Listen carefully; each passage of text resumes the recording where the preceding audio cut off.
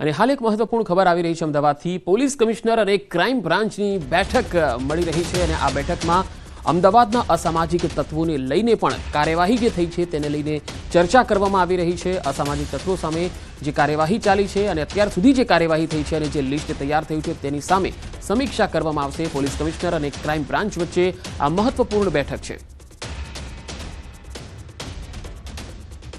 તો વધુ માહિતી મેળવીએ સંવાદદાતા ઋત્વિજ સોની જોડાયા છે। ઋત્વિજ, આજે બેઠક મળી રહી છે ક્રાઇમ બ્રાન્ચની અને પોલીસ કમિશનર વચ્ચે। આ બેઠકમાં નવું શું છે? શું વધુ કેટલીક લિસ્ટો પણ સામે આવી શકે છે?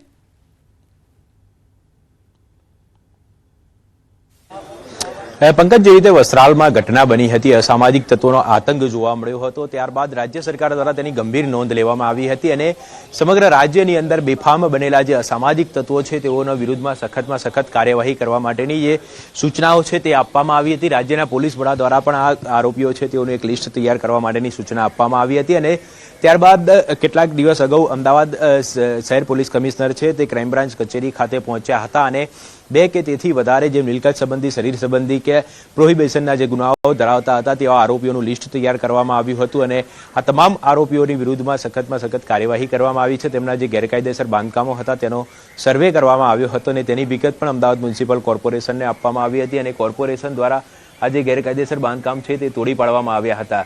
જો કે ત્યારબાદ શહેર પોલીસ દ્વારા જે પણ સંવેદનશીલ વિસ્તારો છે કે જ્યાં વારંવાર જે શરીર સંબંધી ગુનાઓ બનતા હોય છે ત્યાં પોલીસ દ્વારા કોમ્બિંગ શરૂ કરવામાં આવ્યું હતું અને સતત પોલીસ દ્વારા આ કામગીરી કરવામાં આવી રહી હતી અને આજે કેટલાક દિવસોની કામગીરી બાદ હાલ શું પરિસ્થિતિ છે, કયા પ્રકારની કામગીરીની આવનારા સમયની અંદર જરૂર છે, કેટલાક લોકોને પાસા કરવામાં આવ્યા છે, તડીપાર કરવા પણ આવ્યા છે। એટલે હવે આ તમામ જે મુદ્દાઓ છે તેને લઈને જે ચર્ચા વિચારણા કરવા માટે શહેર પોલીસ કમિશનર છે તે હાલ અમદાવાદ ક્રાઇમ બ્રાન્ચ કચેરી ખાતે પહોંચ્યા છે અને ઉચ્ચ પોલીસ અધિકારીઓ પણ હાલ અહીં હાજર છે અને ખાસ કરીને શહેરમાં કાયદો અને વ્યવસ્થાની પરિસ્થિતિને લઈને આ મુદ્દે જે ચર્ચાઓ કરવામાં આવશે। જી ઋત્વિજ, આભાર સમગ્ર માહિતી આપવા માટે। તો પોલીસ કમિશનર અને ક્રાઇમ બ્રાન્ચ વચ્ચેની આ બેઠક જેમાં સામાજિક તત્વો, શહેરમાં ગુનાખોરી, કાયદો વ્યવસ્થાની સ્થિતિને લઈને ચર્ચા કરવામાં આવશે।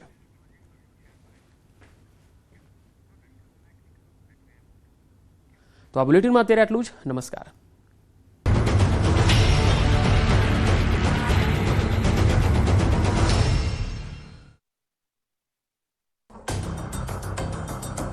ગિરનારની રહસ્યમય સફર, ભૂલ ભૂલામણી જગ્યાથી નીકળે છે ગુપ્ત દરવાજો। ખૂબ જ આકરું છે આ જગ્યા પરથી પસાર થવું, જ્યાં પહોંચવું છે મુશ્કેલ। એવી સાંકડી ગુફામાં ગંગેશ્વરનો વાસ। જુઓ આજે રાત્રે 7:54 ગ્રાઉન્ડ રિપોર્ટ। નમસ્કાર, આપ જોઈ રહ્યા છો ન્યૂઝ 18 ગુજરાતી અને તમામ મહત્વપૂર્ણ સમાચારની સાથે હું છું લુબના ખાન। સમાચારમાં સૌથી પહેલા વાત કરીશું આકરો ઉનાળો। તો જે પ્રકારથી ગરમી વધી રહી છે, 3 દિવસ હીટવેવનો સામનો કરવો પડી શકે છે। ગરમી છે તે ખૂબ જ વધી રહી છે। રાજ્યમાં 3 દિવસ અંગ દઝાડતી ગરમી છે। કેટલાક શહેરમાં 41 ડિગ્રી પાર જઈ શકે છે તાપમાન। તો મહત્વનું છે કે દરિયાકાંઠાના વિસ્તારમાં રહેજો સાવધાન।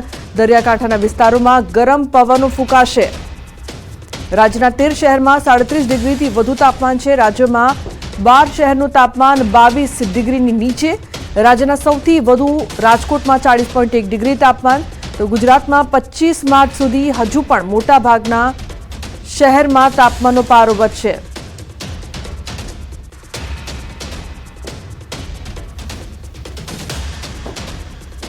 તો મહત્વનું છે કે ગરમી સતત વધી રહી છે। રાજ્યમાં 3 દિવસ અંગ દઝાડતી ગરમી જોવા મળશે। તો આગાહી કરવામાં આવી છે હજુ પણ ગરમી વધવાની છે। દરિયાકાંઠાના વિસ્તારોમાં ગરમ પવન ફૂંકાશે। કેટલાક શહેરમાં 41 ડિગ્રીને પાર પણ તાપમાન જઈ શકે છે। 3 દિવસ હીટવેવનો સામનો કરવા માટે રહેજો તૈયાર। તો રાજ્યમાં સૌથી વધુ રાજકોટમાં તાપમાન જોવા મળી રહ્યું છે। રાજ્યમાં 3 દિવસ અંગ દઝાડતી ગરમી પડશે તેવી આગાહી કરવામાં આવી છે। તો ઉલ્લેખનીય છે કે ગરમીનો વધુ એક રાઉન્ડ જોવા મળશે જેમાં 41 ડિગ્રીને પાર તાપમાન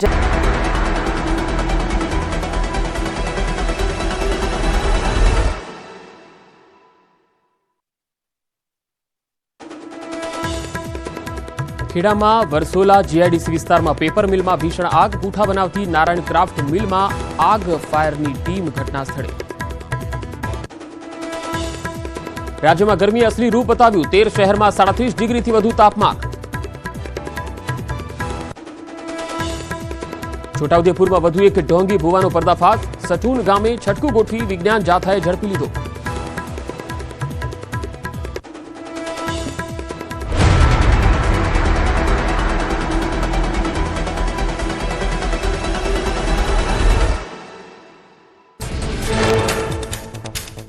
રાજ્યમાં આગામી 3 દિવસ અંગ દઝાડતી ગરમી પડશે. 3 દિવસ હીટવેવની હવામાન વિભાગે કરી આગાહી. કેટલાક શહેરમાં 41 ડિગ્રીને પાર જઈ શકે છે તાપમાન. દરિયાકાંઠાના વિસ્તારમાં લોકોને પણ સાવધાન રહેવા નિર્દેશ. દરિયાકાંઠાના વિસ્તારમાં ગરમ પવનો ફૂંકાશે. 25 માર્ચ સુધી હજુ પણ મોટાભાગના શહેરમાં તાપમાનનો પારો વધશે. રાજ્યના 13 શહેરમાં 37 ડિગ્રીથી વધુ તાપમાન નોંધાયું, જ્યારે રાજ્યના 12 શહેરનું તાપમાન 22 ડિગ્રીથી નીચે નોંધાયું, જ્યારે 40.1 ડિગ્રી સાથે રાજકોટ રાજ્યના સૌથી ગરમ શહેર તરીકે જોવા મળ્યું. માર્ચના અંતમાં માવઠાની અંબાલાલ પટેલે કરી આગાહી. કચ્છ, દક્ષિણ મધ્ય ગુજરાત અને ઉત્તર પૂર્વ ગુજરાતમાં પડી શકે છે હળવો વરસાદ. દક્ષિણ ગુજરાતમાં વાદળછાયું વાતાવરણ રહેશે. એપ્રિલ મહિનાની શરૂઆતમાં હવામાનમાં પલટો આવવાની અંબાલાલ પટેલની આગાહી.